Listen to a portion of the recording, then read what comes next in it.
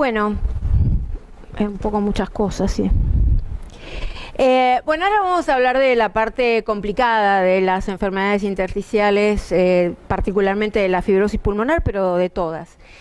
A pesar del mensaje optimista que uno da con las drogas y que verdaderamente los estudios son incontrovertibles, las drogas sirven, probablemente aumenten la supervivencia entre 2 años y medio y 3 años, eso va a depender, por supuesto, de qué tan tempranamente se haga el tratamiento, estos pacientes en un momento se van a morir.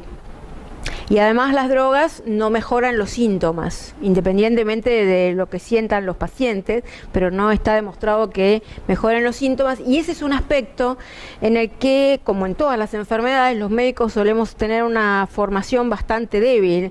Todo aquello que no mata a un paciente, a nosotros me parece, bueno, joda, señor, que quiere, tiene una fibrosis pulmonar y se queja porque tiene tos. Solemos tener esa actitud hacia todas las cosas, más en pacientes a los que es muy difícil resolverle los problemas, y entonces uno se enoja con el paciente, porque bueno, es muy difícil enojarse con uno mismo. Entonces, bueno, vamos a hablar un poco de eso, que es la fibrosis pulmonar idiopática tardía. Yo aparte de fibrosis pulmonar hago bastante cáncer, y siempre me asombra que los pacientes con cáncer me vienen a ver a mí en 2 etapas. Es raro que se sigan con el neumonólogo. Al principio, cuando les han dado una decisión de tratamiento, y en realidad uno le dice lo mismo que le dijeron, pero el tipo dice, me voy mucho más tranquilo, porque alguien se sentó a explicarles. El problema de los oncólogos es que todos sus pacientes tienen cáncer, y entonces la verdad no les parece nada suficientemente importante que alguien tenga cáncer. Para uno, aun quien nos dedicamos a enfermedades fatales, un paciente con cáncer, uno pone el pie en el acelerador, venía mirando el reloj a ver más o menos cómo podía terminar en hora, y viene un paciente con cáncer y vos parás y te parece que es algo que requiere un tiempo. Y la otra es esta, cuando llegan a la parte final de su enfermedad y te vienen a decir, vengo a verla porque el oncólogo me dijo que ya no tiene nada más que hacer por mí. Y bueno, con estos pacientes, de manera menos dramática, porque además la manera de finalizar es diferente, pasa un poco lo mismo. Hay que tener en cuenta entonces, como decíamos, que las drogas enlentecen la enfermedad, pero no la mejoran, y que probablemente llegado cierto momento hay que evaluar si seguir adelante con los medicamentos tiene sentido o no. Es verdad que el paradigma ha cambiado desde el momento en que salieron las drogas, y todos ustedes probablemente tengan en la cabeza la primera autorización que se hizo en nuestro país, que fue inclusive anterior a la que se hizo en los Estados Unidos para la pirfenidona. Hablaba de que la droga estaba indicada en enfermedad leve o moderada. No está escrito ni en la FDA ni para nosotros qué es enfermedad leve o moderada, pero todo el mundo es como que sobreentendió o entendió que era CBF mayor del 50%. Tenía cierta racionalidad, y eso es que los estudios de aprobación, los ensayos del Capacity, los ensayos que permitieron aprobar la pirfenidona, no habían incluido pacientes con menos de 50%. Esto no es lo mismo que decir que la droga no sirve para pacientes con menos de 50%, sino simplemente no habían sido probados. Esto ya no se hizo para el nintedanib, y en ambas drogas, en los estudios post-hoc o en los estudios abiertos de extensión, cuando ya se rompió el ciego y se les permite a los pacientes seguir con la medicación, claro, los pacientes iban bajando la capacidad vital y se pudo estudiar en un subgrupo de pacientes que tenían menos de 50%, esto pasa con ambas drogas, y la droga sigue siendo igualmente efectiva. Pero hay un momento en que uno dice, bueno, pasaron 2 años, nos ganamos 2 años, nos ganamos 3 años, pero en algún momento el paciente tiene 30% de la capacidad vital, oxígeno dependiente. Todos ustedes, los varones de la sala, llega un momento en que la mujer lo tiene que ayudar a bañarse, y se va a acordar de todas las cosas que ustedes le dijeron a lo largo de los últimos 30 años. Y se las va a cobrar en ese momento. Así que cuiden lo que les dicen, cuiden lo que les dicen. Y entonces de repente las drogas, otra vez, hoy decíamos, no tienen efectos adversos graves, no son drogas inmunosupresoras, no son drogas en las que ningún paciente se vaya a morir por un efecto secundario de la medicación, pero tienen efectos secundarios. Entonces, la primera paciente que yo traté, que era una paciente grande, que tenía 82 años, y bueno, le expliqué todo, y yo la verdad que no sabía si darle tratamiento o no, todavía no teníamos mucha experiencia. Ella quería hacer tratamiento, sus hijas querían hacer tratamiento, empezó tratamiento. A los 6 meses lo dejó. Y me dijo, mire doctora, yo tengo 82 años, dentro de los próximos 2 o 3 años me voy a morir de esto o de cualquier otra cosa. Me quiero morir comiendo. porque es una de las pocas gratificaciones que yo tengo en la vida, y con esto que estoy tomando no puedo comer. Entonces, eso hay que tenerlo en cuenta y creo que hay que ser abierto. Los pacientes tienen, en general, cuando tienen enfermedades que saben o suponen o sienten que son fatales en el corto o mediano plazo, obviamente tienen mecanismos de defensa para resistirse a esa idea, y lamentablemente algunas veces esas discusiones las tenemos que sacar nosotros en la medida en que hagamos que los pacientes quieren hacerlo, por lo menos que aceptan hacerlo, para dejar ciertas cosas en claro y no negarnos a una responsabilidad que forma parte de nuestra tarea médica.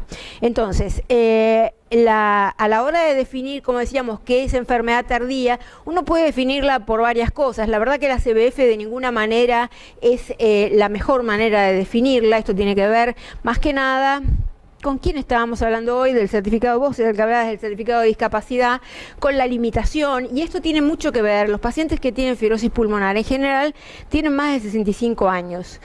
Una cosa es tener 65 años y tener un ingreso, sea por la vía que fuera, de 60.000 pesos por mes y vivir en un departamento en Palermo. Y otra cosa es tener 60 años o 65 y tener bajos ingresos y vivir en un lugar retirado del conurbano. Tus hijos hace 5 años que no te vienen a ver, pobrecitos porque ellos tienen trabajo y también tienen su vida. No es el mismo grado de discapacidad que produce. Entonces esas cosas son variables importantes a la hora de definir qué es enfermedad severa. Y esto es una cosa que también fuimos aprendiendo con los años y que es muy importante, y que es el hecho de que los pacientes no evolucionan todos igual. Cuando en el año 2002 empieza la definición de qué es una fibrosis pulmonar idiopática, nosotros decíamos la fibrosis pulmonar idiopática tiene una sobrevida promedio de 2 años y medio. No es que sea mentira eso, pero después empezaban a aparecer pacientes que en aquel momento, yo me acuerdo, Normita estaba, me parece que se fue ahora, como becaria de Interticio en algún momento, y ella llamaba a los pacientes, así está ahí la veo, y otros posteriores, para ver qué tal, cómo está, cómo queríamos saber cómo está. Y un paciente una vez le dice, no me acuerdo, a Raquel Aguirre creo que fue, le dijo, mire, no me llame más, porque ustedes me dijeron que me iba a morir 3, 4 años, hace 10 años que tengo esto y no me muero, así que no me llame más. Claro, al principio uno pensaba que eso era porque el patólogo es un idiota, ¿no? Pero después, cuando uno mandaba las patologías afuera a hacer ver, generalmente por Kevin Leslie o alguno de los patólogos que hacía mucho eso, decían, sí, es una UIP, esto es una FPI. Y fuimos aprendiendo que la FPI es una enfermedad fatal, es una enfermedad finalmente fatal, pero que hay pacientes que tienen evoluciones muy prolongadas. Probablemente eso tenga que ver con nuestra ignorancia. Toda enfermedad a la que llamamos idiopática, lo único que revela es lo poco que sabemos de ella, y que estemos mezclando dentro de una cosa que englobamos como una única enfermedad a distintos, ya los vamos a llamar fenotipos seguramente en el futuro, a distintas enfermedades que tienen evoluciones diferentes. Entonces hay pacientes que pueden morirse dentro del primer año, hay pacientes que pueden estar muchos años sin tratamiento con una evolución muy lenta, y una evolución que no hay que perder de vista es la de las reagudizaciones. Muchas veces uno tiene pacientes y uno dice, yo no puedo hablar con este tipo, decirle, bueno, qué quiere hacer cuando llegue el momento, porque la verdad, el tipo está bien. Le hicieron una tomografía porque tiene OSDE y porque tenía hacía 3 días que tosía, entonces fue a la guardia, como él tiene OSDE, le hicieron una tomografía y le encontraron algo, y uno dice, pero no vamos a empezar a hablar de cuando se muera este buen hombre porque está muy bien el señor, ¿no? Y después un día te llaman de la guardia de tal lugar que te dicen, tenemos internado un paciente suyo, fulanito, está con pulmón blanco bilateral, ventilado, porque el fenómeno de las reagudizaciones ocurre en un porcentaje que por lo menos es del 30% de los pacientes. Por supuesto, cuanto más severa la enfermedad, más probable que ocurra la reagudización, pero ocurre aún en pacientes con capacidad vital cercana a lo normal. En una reagudización, 50% de los pacientes se muere, 50% sale con deterioro marcado de la capacidad vital. O sea, muchos pacientes que estaban absolutamente asintomáticos salen oxígeno dependientes. Bueno, el asunto es que estos pacientes debieran tempranamente entrar a cuidados paliativos. En el Brompton, otra vez, habrán sido, visto que somos un poco fanáticos nosotros de ese hospital, pero porque es el centro con más experiencia en el mundo. Les gusta mucho hablar de, más que de cuidados paliativos, de médicos dedicados al tratamiento de los síntomas, como, digamos, los neumonólogos dedicados al tratamiento usando la expresión de los reumatólogos, tratamientos que modifican la evolución de la enfermedad, y médicos dedicados al control de los síntomas. La verdad es que estos pacientes tienen básicamente 3 síntomas que son muy importantes, los vamos a ver, que son la tos, la disnea y el decaimiento general, la astenia, la falta de fuerzas.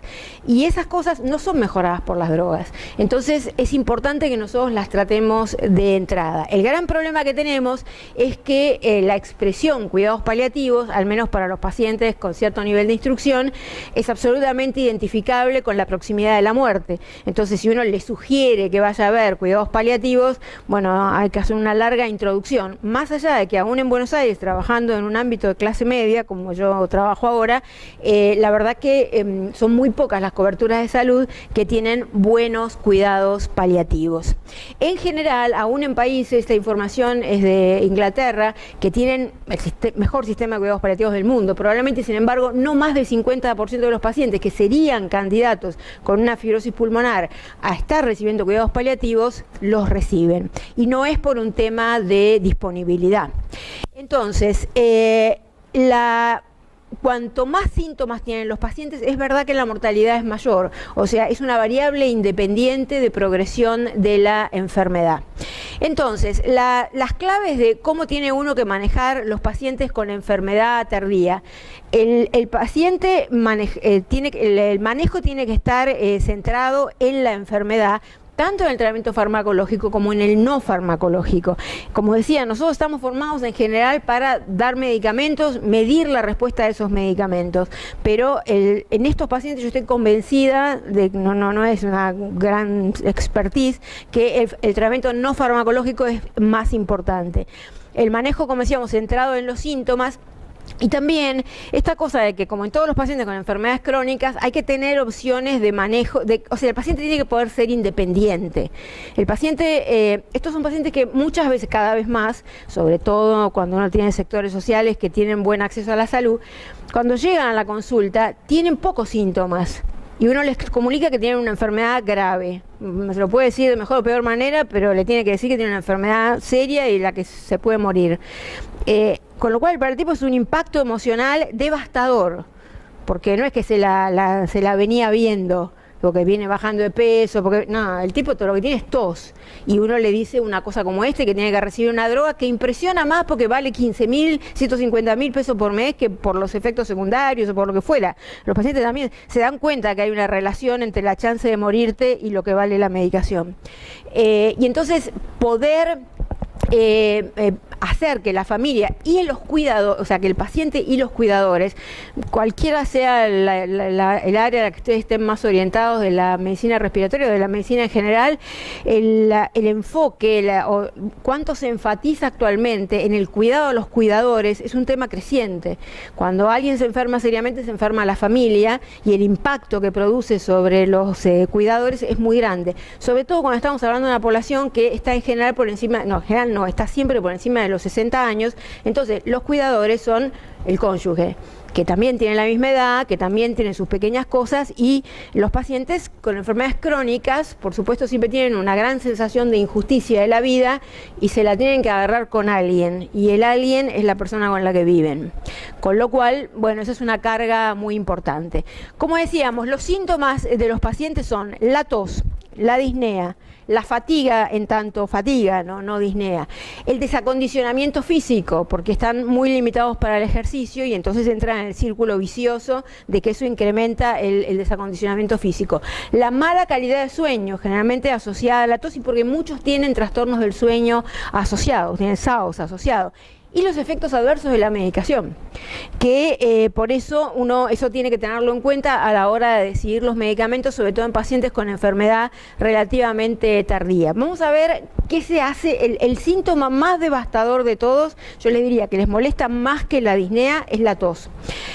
La primera cosa es saber que tener una enfermedad glamorosa no protege de tener enfermedades comunes, ¿no?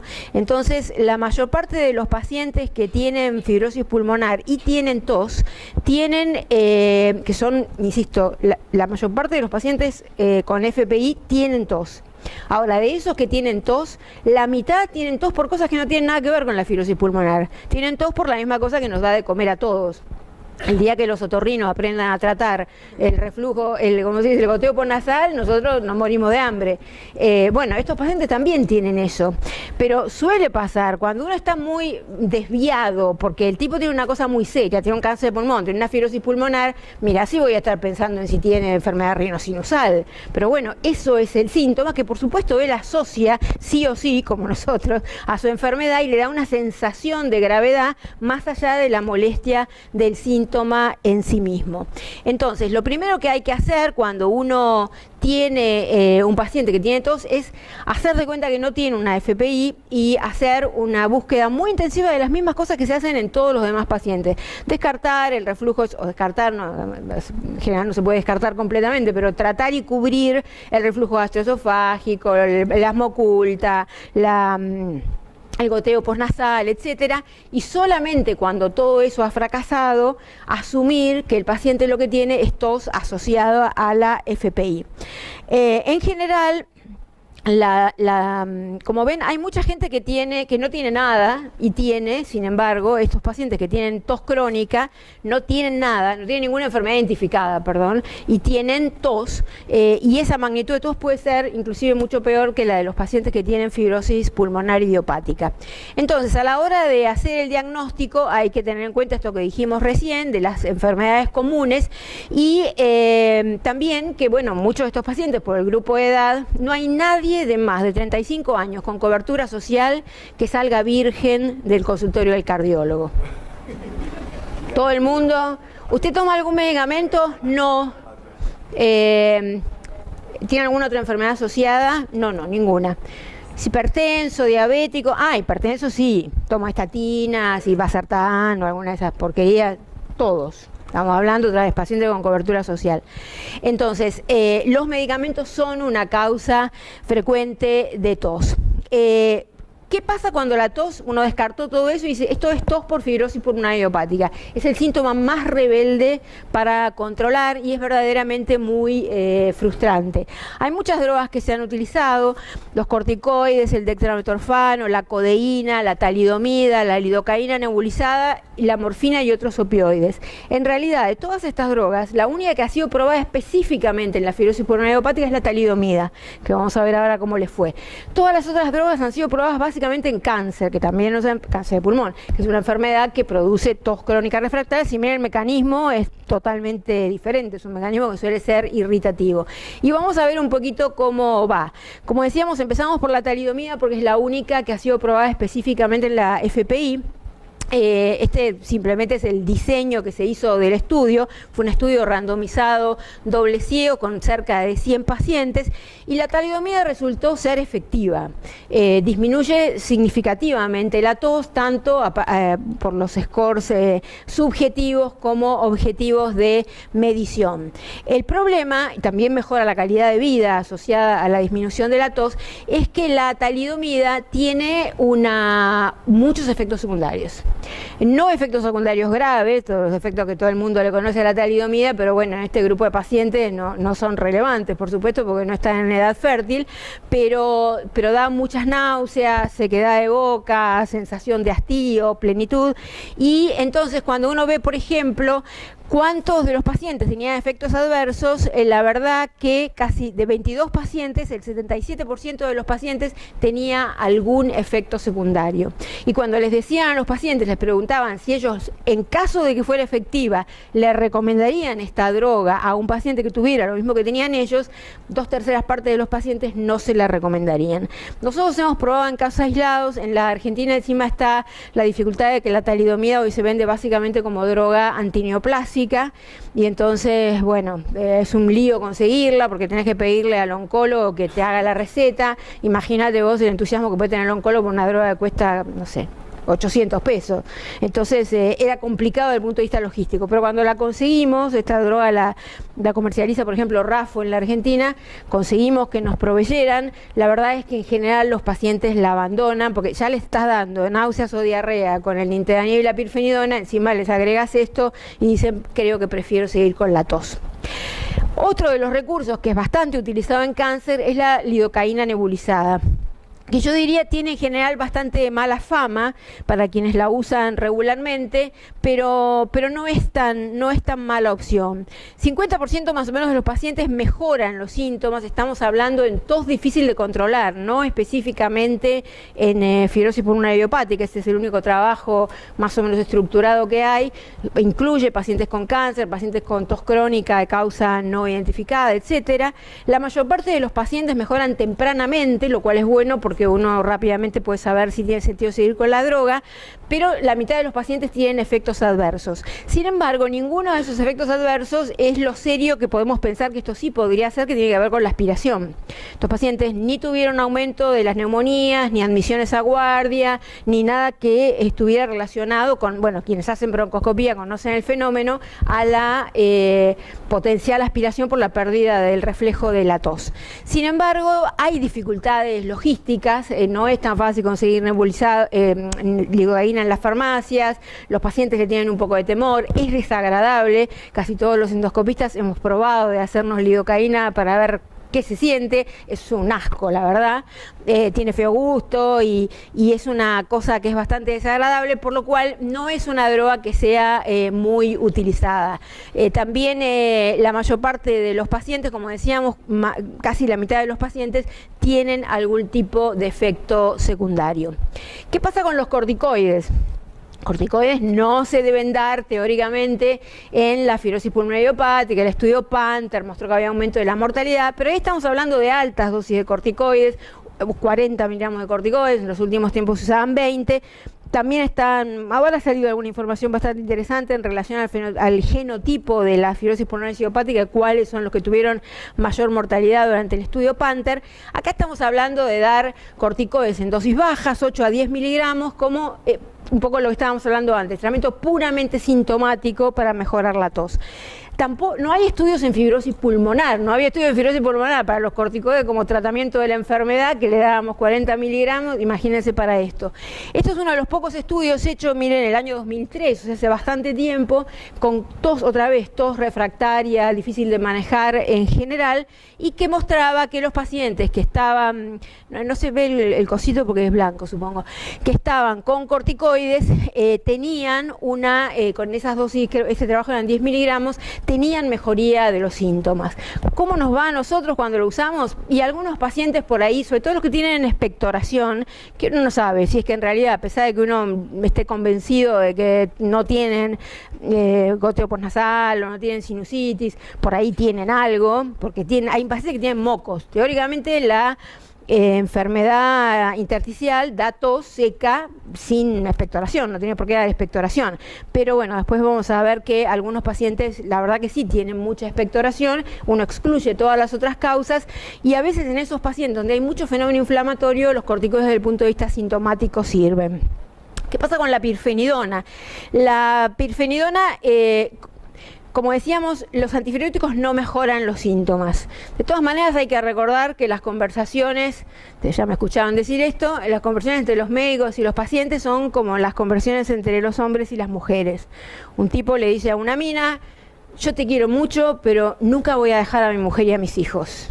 Y ella entiende, sos el amor de mi vida, a fin de año nos vamos a vivir juntos, ¿no? Con esto pasa lo mismo. Uno le dice a los pacientes, esto no le va a mejorar la enfermedad, esto es para enlentecer, entonces esto va a detener la enfermedad, va a enlentecer la progresión de la enfermedad. Viene al mes para el primer control, le haces la espirometría, el hepatograma, y cuando haces la espirometría dice, estoy mejor, ¿no? Bueno, está igual, señor, o sea que eso es como estar mejor, porque no está peor. Entonces, sin embargo, a pesar de que los estudios de aprobación de la droga no demostraron que tuviera efecto sobre los síntomas, estudios posteriores que se hicieron en los pacientes que ya estaban en el estudio abierto mostraron que los pacientes que estaban recibiendo pirfenidona tenían por métodos objetivos y subjetivos disminución de la tos. Un 35% de los pacientes tenían disminución de la tos. Si me preguntan a mí cómo nos va a nosotros en la vida diaria con los corticoides, yo diría que más o menos bien.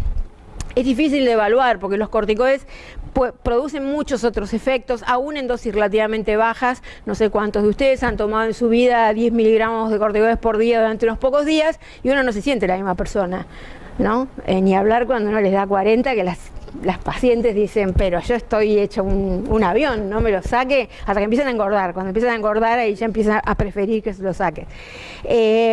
Entonces es muy difícil evaluar si es realmente por eso, pero la verdad es que los pacientes en general dicen que tienen algo de mejoría. Con la pirfenidona, claro, uno no tiene comparación de cuando no estaban con pirfenidona, pero yo diría que no podría decir que los pacientes que están con pirfenidona, es decir, el problema más común de los pacientes, y casi todos los pacientes que uno tiene están tratados, sigue siendo la tos. ¿Qué pasa con la fatiga? Este es un síntoma muy importante. Los pacientes se quejan de eso.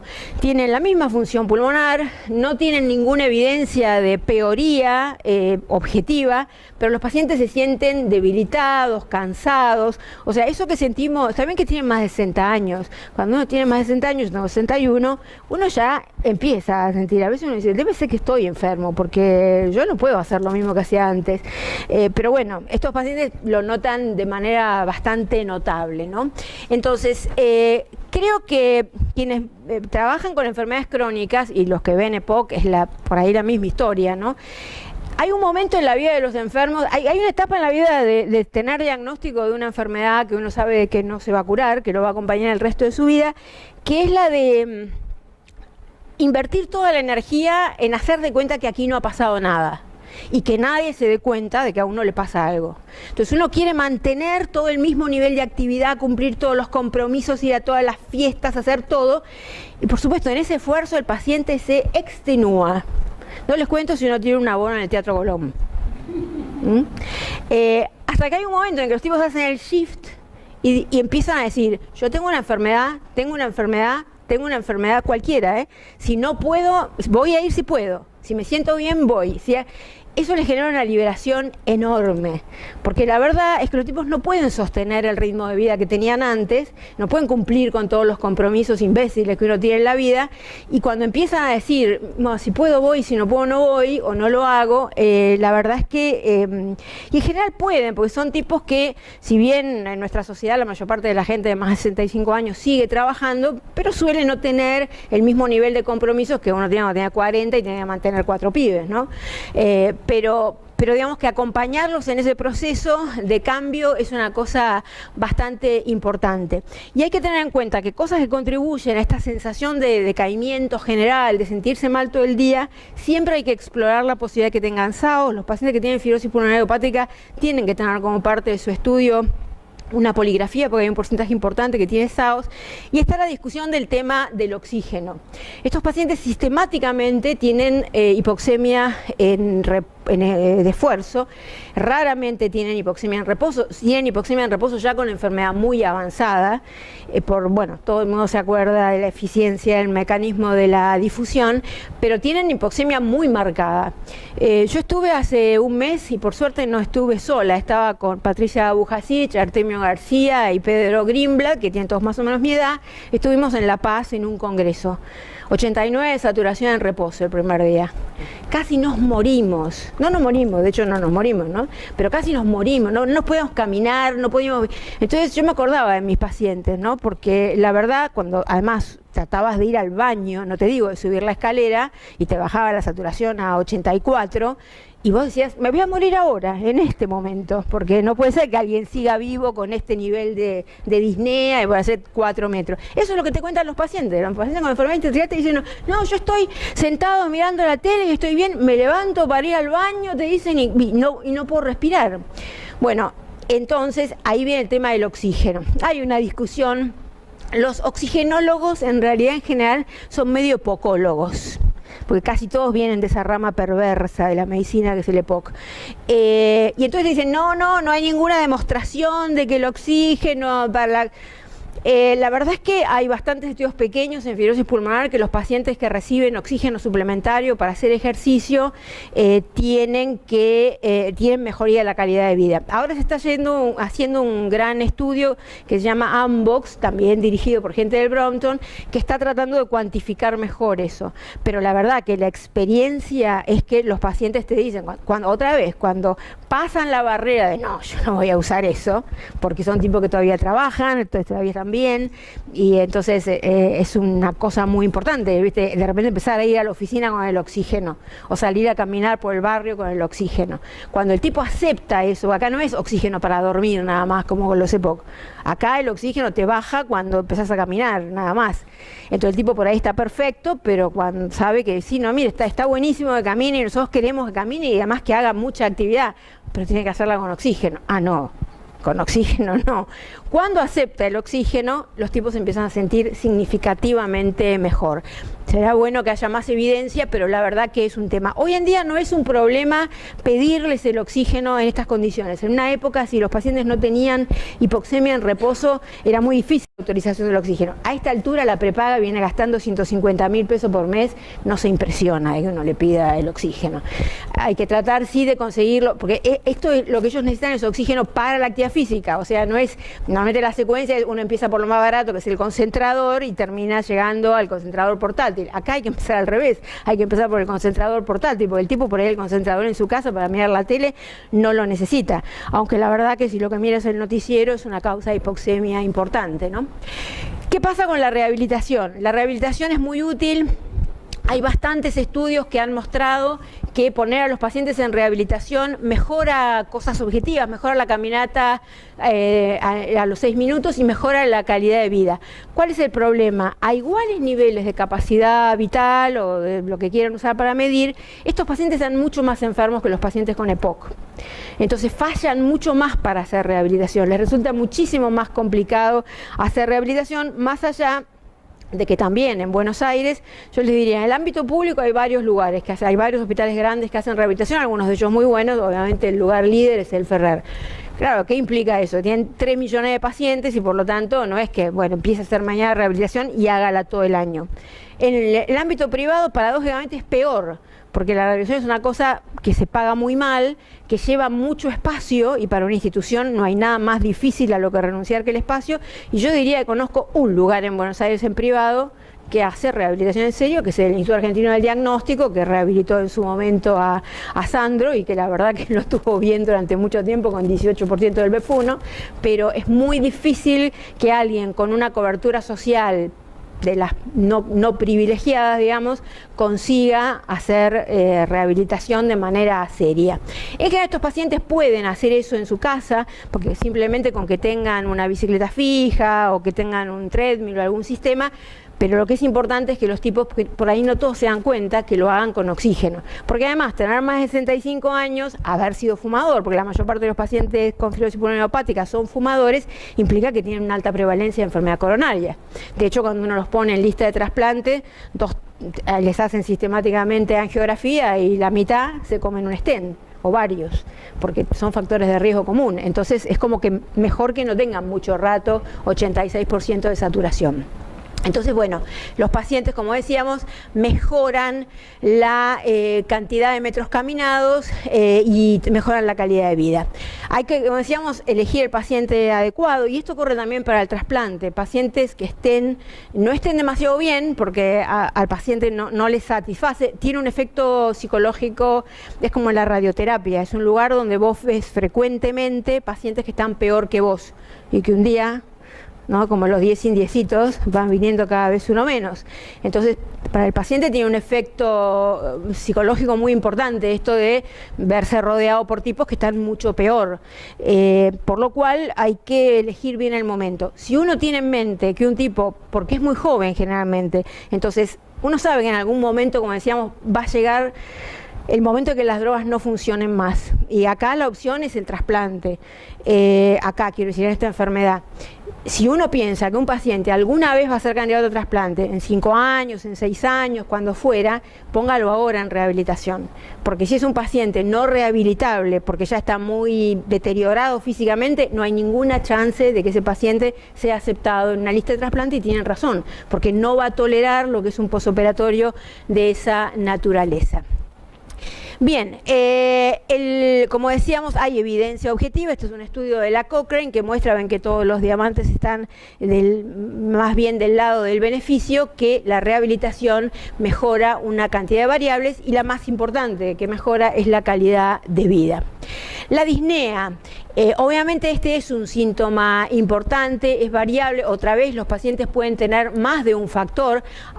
Algunos tienen, es común que tengan insuficiencia cardíaca, que tengan enfermedad coronaria, pero quizás una cosa a la que uno tiene que estar muy alerta son esos pacientes que tienen un cierto nivel de disnea, uno les conoce los valores funcionales, pacientes que están en tratamiento, uno los controla seguido, nadie sabe cada cuánto hay que controlarle, por supuesto también depende de la cobertura social que tengan, que tan frecuentemente uno los controla, ¿no?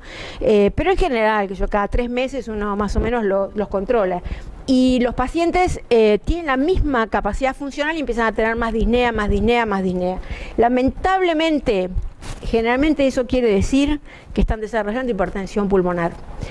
Cuando uno no ve un deterioro de la función pulmonar, de la capacidad vital es la misma, por ahí bajó un poquitito la del SO, pero el tipo dice, yo tengo mucha más disnea, en algún momento, en los pocos meses subsiguientes, empieza así a bajar la del SO y a aparecer la hipertensión pulmonar, que es un signo muy ominoso y que en general no responde a ninguno de esos tratamientos, ni los baratos, ni los caros, ni nada.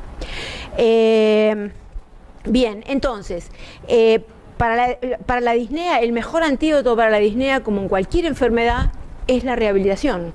Yo tengo pacientes que tienen capacidad vital de 35%, con una DLCO de 30%, y los tipos caminan, hacen una vida relativamente normal, porque son tipos que venían haciendo actividad física desde antes de tener diagnóstico, que la siguieron haciendo y que entonces tienen buena musculatura periférica. Hay otros pacientes que por ahí no están. Otra vez, cuando un paciente está enfermo de una cosa que le imposibilita la vida social en un nivel bastante importante, ¿qué satisfacción le queda? Comer, igual que a todo el mundo, ¿no? Si tiene con qué, sobre todo. Entonces comen, engordan. Como engordan, caminan menos, tienen más disnea. Y entonces es un círculo vicioso que es muy difícil, y además un paciente que es muy difícil poner a dieta, porque vos le estás diciendo, come bien para la pirfenidona, nada en el medio de los fideos. Entonces, bueno, después no le vas a decir que coma 600 calorías para que baje de peso. La depresión es un tema importante, y es sobre todo importante porque nosotros le tenemos mucho miedo, ¿no? No hay ninguna cosa más frustrante para un médico que saber que le está, en nuestro concepto quizás cerrado, pero que le está fallando a un paciente, que no le está resolviendo el problema.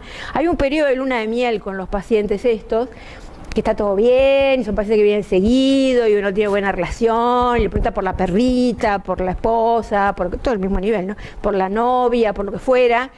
Hasta que está todo igual, el funcional está igual que antes, la tomografía está igual, hasta que el funcional empieza a no estar igual. Y entonces uno empieza a ponerse más serio, porque bueno, bajó un poquito la difusión, eso, y bueno, y ahí uno se empieza a poner más antipático, no puede evitar, ¿no? Porque le tiene que decir al señor, esto está empeorando y en algún momento se va a morir. Y son cosas que nos resultan muy difíciles a nosotros. ¿Cuántas veces estos pacientes necesitan ayuda psicológica? De nuevo, independientemente de que la necesiten, tenemos que ser conscientes de que son pacientes que pertenecen a una generación en que la terapia psicológica es para los locos. Entonces, en general son pacientes que uno ya conoce hace rato y sabe a quién le puede recomendar algo o no. Varones de más de 65 años que acepten fácilmente tener un apoyo psicoterapéutico, yo debo haber visto 3 en mi vida y veo por lo menos 100 pacientes por mes, como todos ustedes. ¿Qué pasa con los cuidados paliativos? Bueno, la definición de la OMS ponía yo acá, pero eso no hace. Lo importante es que nosotros como médicos que vemos enfermedades crónicas, y creo que todos nosotros las vemos, porque el EPOC también se comporta de la misma manera, tenemos que aprender a convivir con la idea de que algunos de esos pacientes se van a morir y que es parte, no podemos zafar, es parte de nuestra responsabilidad preparar esa etapa final. Todo esto no lo dice siempre, toda la gente dice desde la bioética, desde acá, pero cuando uno está ahí con el culo sobre la silla y con un tipo delante, la verdad que siempre tiene una buena excusa para dejarlo para la próxima vez, ¿no? Y por ahí estos pacientes, entre una vez y la otra, viene la mujer y dice: mi marido está internado en terapia intensiva con una neumonía grave y le pusieron un respirador. Y uno se quiere morir porque eso no es una neumonía grave, eso es una reagudización, y uno debió haberle dicho en su momento que, llegado ese momento, pensara que probablemente la ventilación mecánica no había que implementarla. Y es responsabilidad de uno, no culpa de uno, pero es responsabilidad de uno. Los pacientes, como decíamos, sufren de todas estas cosas que tienen impacto en la vida. Yo creo que los médicos frecuentemente nos olvidamos que los pacientes, además de tener una enfermedad, tienen una vida. Muchas veces necesitan seguir trabajando, o no trabajan, pero tienen...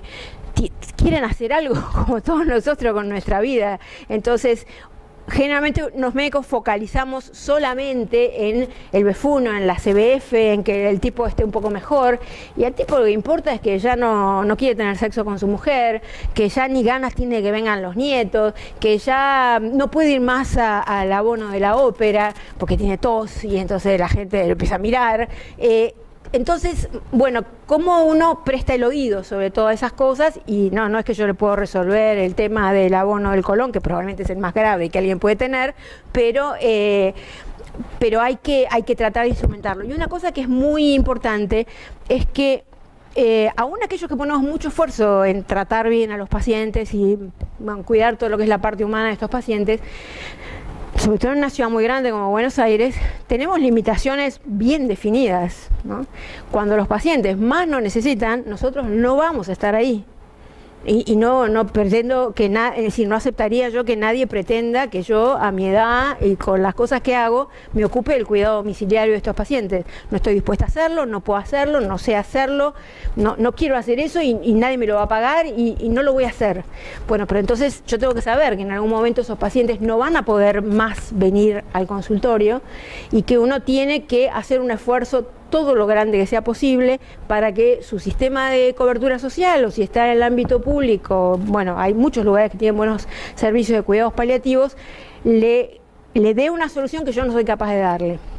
Porque en algún momento esos pacientes no van a poder salir de su casa, y no es que se curaron y que entonces ya no necesitan más al médico, siguen teniendo tos, siguen teniendo trastornos del sueño, siguen teniendo todo lo que tienen, y eso en general implica que el médico, la mayor parte de los sistemas de internación domiciliaria en Buenos Aires, los médicos son o paliativistas o gente que se está formando en paliativos. Hay algunos que son, entre los médicos hay la misma proporción de hijos de puta que en la población control, que es muy alta. Entonces, en estos tipos también hay un montón de gente que hace eso y decís: ¿cómo te puedes dedicar a hacer eso si tenés tan mala onda? Pero hay mucha gente que realmente es muy responsable, en general no tienen un gran nivel de formación, supongo que porque en cuanto uno puede sale de ese tipo de actividades, pero los tipos te llaman por teléfono, te preguntan, y si a uno le fastidia, porque además, no sé ustedes, pero la mayor parte de nosotros empleamos la mayor parte de nuestro tiempo haciendo cosas que no pueden ser interrumpidas por el teléfono. Si a mí alguien me llama por teléfono ahí, ni siquiera lo voy a escuchar, entonces lo tengo que contestar después. Bueno, pero la verdad que es poca cosa lo que podemos hacer por los pacientes, por lo menos que el tipo sepa que su médico, que lo ve ahora, que recién lo conoce, que es un chico joven y encima por ahí un latinoamericano de esos, como te dicen los pacientes, que bueno, los que dicen eso por ahí merecen que les pase todo lo que les está pasando, te diga, bueno, yo hablé con su médico y estoy de acuerdo en que le dé Benadryl, ¿no? Pero bueno, esa contribución es importante. La cosa es, esto es lo más difícil, la necesidad de un balance entre la honestidad y la esperanza. Pasa mucho con las generaciones jóvenes, acá hay mucha gente joven, que ya ha sido entrenada en la facultad con el paradigma de decir la verdad, que claro, es como que a veces la dice de una manera un poquito muy explícita, ¿no? Bueno, mira, se va a morir dentro de 3 años y los pacientes se bancan mal la idea esa de morirse, ¿no? Entonces, decir la verdad y decirlo, porque la verdad es que es así, pero al mismo tiempo generarle, es igual que en el cáncer, generarle la expectativa de que por otra parte también es cierto, que uno no sabe cuáles son los tiempos y que lo más importante es la calidad de vida y todo eso, es una tarea que hay que empezar a hacer tempranamente, porque cuando el tipo está muy hecho mierda, siente lo mismo que uno siente cuando era el gobierno y te dice, el año que viene la inflación va a ser del 15%, y vos decís, no me jodas. Entonces, cuando el tipo se siente muy mal y vos le decís, no, mire, no es que estamos peor, pero está todo bien. No, decirle que estar peor cuando todavía está bien y lo puede escuchar, no va a significar necesariamente una muerte rápida. La situación es una mierda. Tampoco hay que negar eso, porque en general cuando uno atenúa la gravedad y la angustia de la situación, no lo hace por el paciente, lo hace por uno, lo hace porque uno no se banca, por hijo de puta que sea, no se banca mirar a un tipo a la calle y decirle te estás muriendo. Entonces, bueno, tampoco es cuestión de mentirle, excepto que el paciente le diga de una manera o de la otra que él prefiere no saber.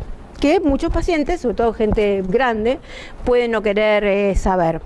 Entonces, esto es una cosa que es un problema que todo el mundo reconoce como un problema real, aún en lugares que tienen buenos sistemas de cuidados paliativos, que no estamos haciendo un buen trabajo respecto de esto, y resulta que de todas las circunstancias de la medicina, la única constante es que los pacientes se van a morir de cualquier cosa, de cualquier enfermedad. Y hoy en día, sobre todo en sociedades con cierto nivel de desarrollo, lo cual incluye la nuestra, la mayor parte se mueren de enfermedades crónicas. O sea, no es que se mueren súbitamente, que se mueren de una neumonía, de estas porquerías que estuvieron hablando. El tipo se pasa 2 años de su vida o 3 años de su vida sabiendo que se va a morir. Entonces, obviamente es un problema que tenemos que mejorar y que verdaderamente está muy mal. Como decíamos, hablamos de los síntomas, hablamos de los desafíos prácticos. Escena típica, es lo mismo con el EPOC. Cuando un tipo juntó, bueno, ahora ya no, pero digamos era el escenario, cuando un tipo juntó plata suficiente para hacerse una casa, no, tiene juntó toda la vida y la consigue más cerca de los 60 que de los 50. Se hace la casa, 2 plantas, escalera, y ahí empieza a tener disnea. Y termina durmiendo en un cuartito, una camita en el living. Se hizo la super casa en el Gran Buenos Aires, en la ciudad de Buenos Aires, excepto Marquitos Peña, nadie puede tener una casa. Pero, y el tipo no puede subir las escaleras, y vos tenés que encontrarle una solución a eso, porque uno dice, estúpido, que no suba la escalera, que duerma en el living. Te hiciste una casa que te juntaste plata toda tu vida y tenés que terminar durmiendo solo en un camastro en el living, y que todo el mundo entre y vea tu cama ahí. Entonces, bueno, el paciente de repente no sabe cómo resolver esas cosas. Por ahí uno tampoco, pero por lo menos es un problema de la misma jerarquía que el resto de los problemas médicos. No pueden irse de vacaciones, empiezan a dejar de irse de vacaciones. La primera etapa es, ¿puedo ir a la Virgen de no sé qué que está en Salta? Que está, ahora ya no lo aprendí, está a 2.200 metros. ¿No? Pero bueno, pueden, después ya no, se acaba, la Virgen se acabó, porque ya se dan cuenta que los 2.000 metros no van, pero después empiezan a no poder ir a ninguna parte. Entonces, bueno, sugerirle alternativas, esos son los temas de conversión de la consulta. Ya sabemos cómo va a ser, no me cambia nada que el tipo tenga más o menos fibrosis o que tenga la CBF 2% más o menos. Hay un momento en que uno ya sabe cuál es la única evolución posible. Entonces, los temas de conversión de la consulta son esos. Y por supuesto el impacto emocional que tiene esto.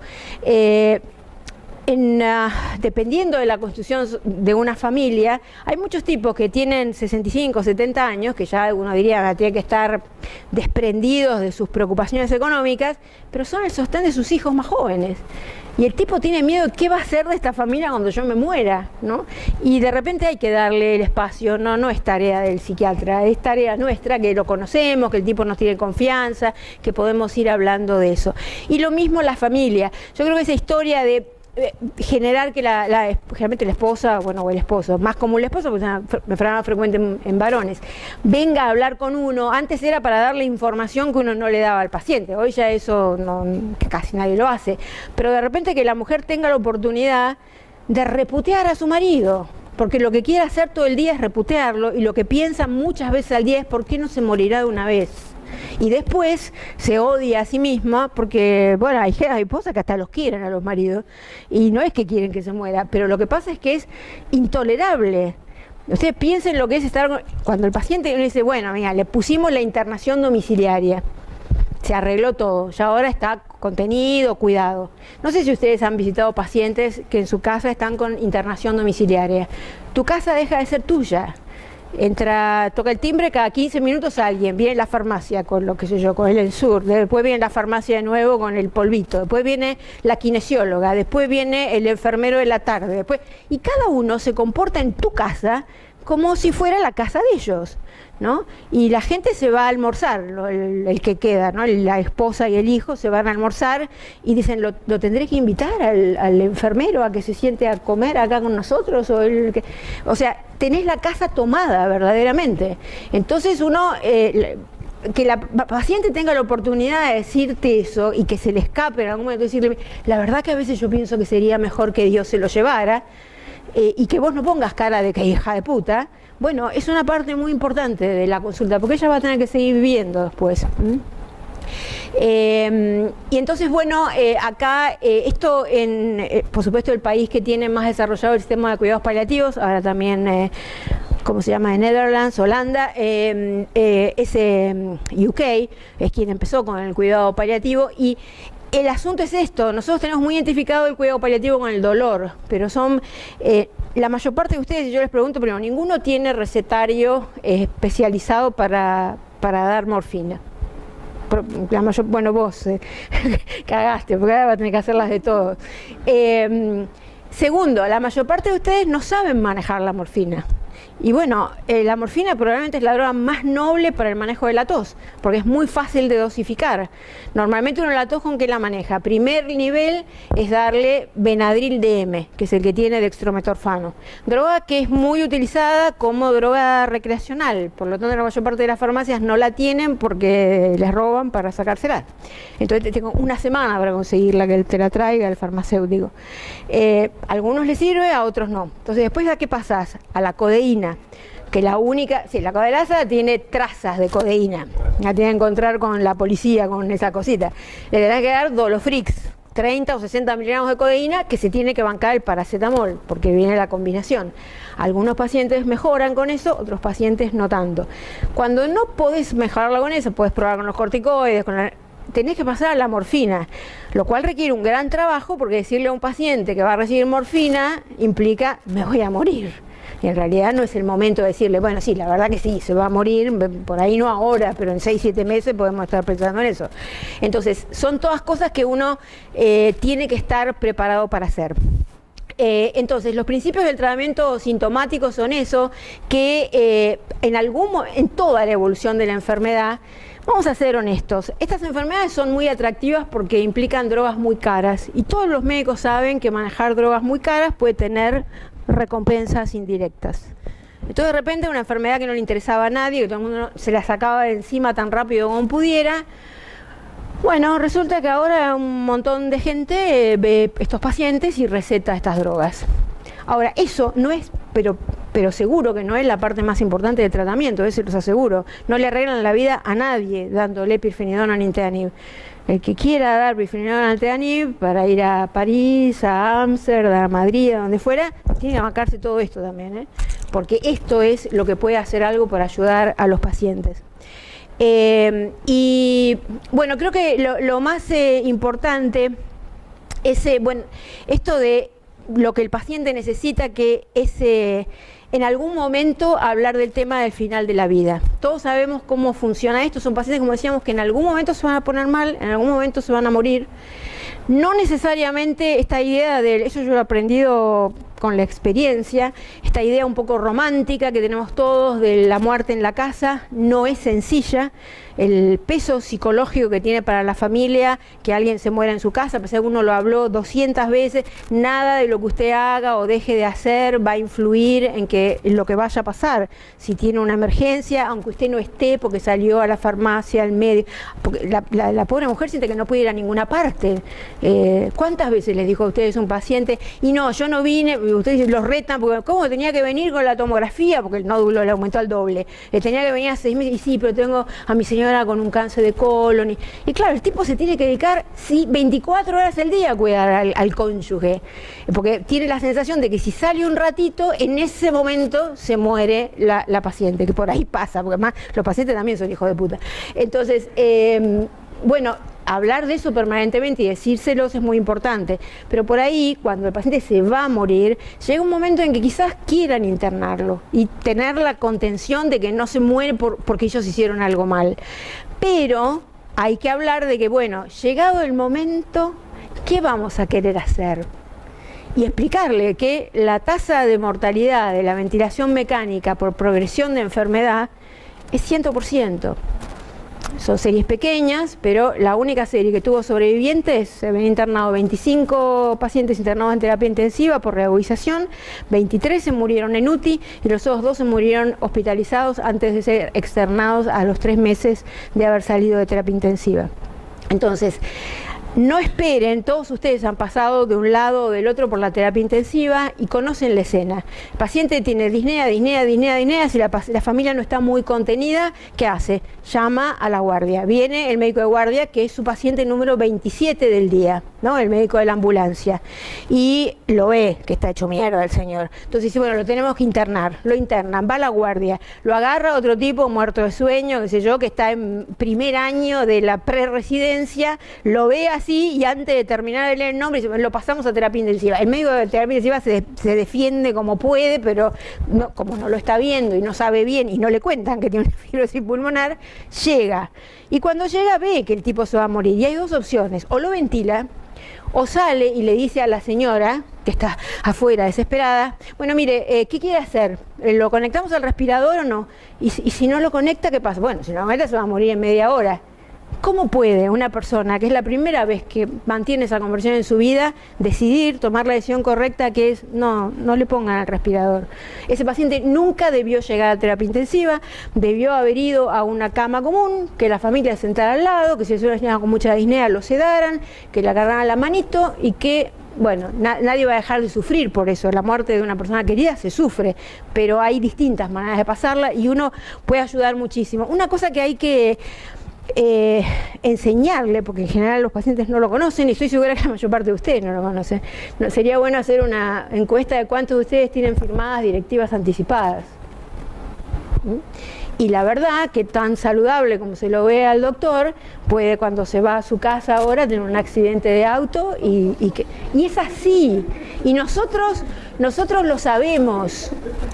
Nosotros lo sabemos y sin embargo no hacemos nada por nosotros mismos. Bueno, yo sí, por supuesto, tengo directivas anticipadas firmadas, y el mejor regalo que uno le puede hacer a una familia, si realmente la quiere, es evitarle tomar una decisión tremenda como es esa, que es decirle, porque además, si la mujer está sola, no es problema, pero la mujer y los 3 hijos, 2, que son los que están siempre, dicen, no, ya está, nosotros sabemos, ya lo hablamos, y el otro que vive en Australia y acaba de llegar a la mañana y dice, yo quiero que a mi papá le hagan todo.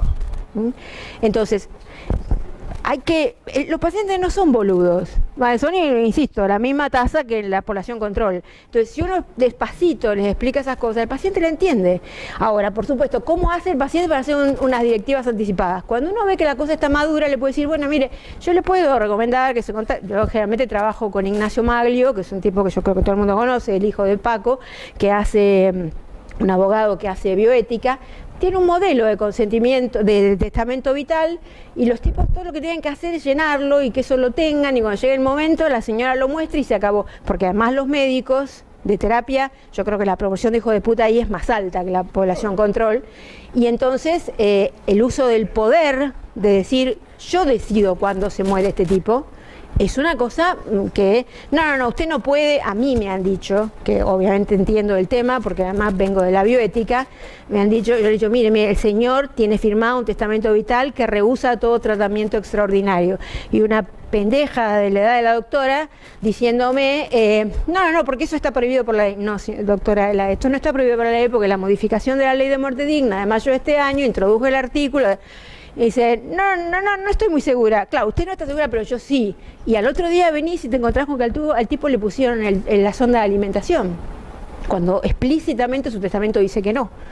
Entonces, es una situación que requiere, y eso implica que un tipo está 4 meses en estado vegetativo, en una cama, y la familia vende lo que fuera, porque los sistemas de cobertura social no te cubren todo eso.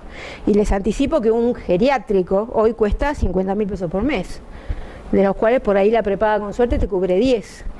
Entonces, eso hace a la vida de los pacientes, y si nosotros podemos ayudar a que lo arreglen, realmente es una cosa verdaderamente importante. Estamos fallando todavía en estos objetivos, son los más difíciles de cumplir.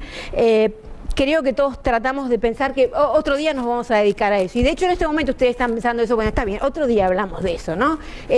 Pero bueno, es lo que necesitan los pacientes de nosotros. Y si no nos parece bien eso, hay que hacer lo que están haciendo muchos médicos y dedicarse a la estética, a oftalmo, a esas enfermedades en las que nunca te va a pasar nada serio. Si uno ve enfermos de verdad, los enfermos se mueren. Y estos pacientes con fibrosis pulmonar, pese a las drogas, lo lamento mucho, puede que tengan un par de viajes al europeo, pero después de un par de viajes sus pacientes se mueren. Y esta situación, la familia no la sabe resolver, y uno tiene que ayudar por anticipado a hacerla lo menos difícil posible. Y creo que con esto ya pasamos a los casos, ¿no?